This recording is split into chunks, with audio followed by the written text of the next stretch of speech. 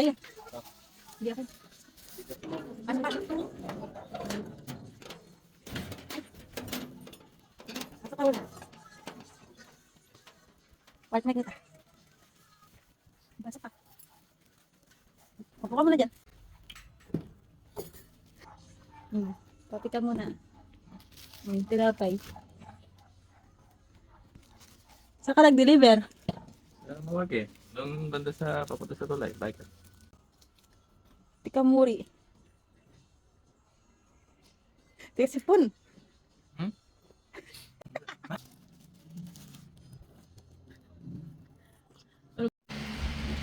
Wala na rin pinos mo.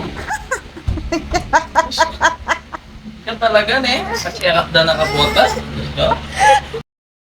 Sa umagang ito guys, may nakita nga akong delivery rider. So nag-deliver siya sa akin ng ulam. Dahil di ako marunong mamalengke, nagpa-deliver na lang ako. At pinapasok ko nga pala siya dito sa aming munting bahay para kahit naman papaano, ma-relax muna siya ng konti. So yan guys, pinapasok ko siya dito sa aming bahay. Pasensya na at marumi, di pa ako nakapagwali. So ito talaga yung pinakabahay namin yan. Pinapasok ko muna siya, di ba? Ang ganda ng mansyon.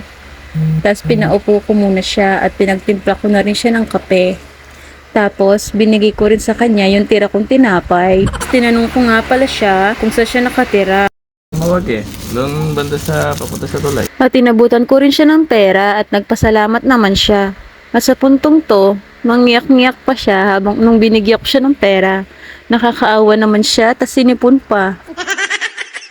Binabalik niya yung pera pero di ko tinanggap. So ayun, kumain na lang siya at umigop na lang siya ng mainit na kape. Manatili tayong maging mabuting tao para sa mga lumalaban ng patas sa buhay. At para makatulong din sa kanila kahit papaano. Salamat po.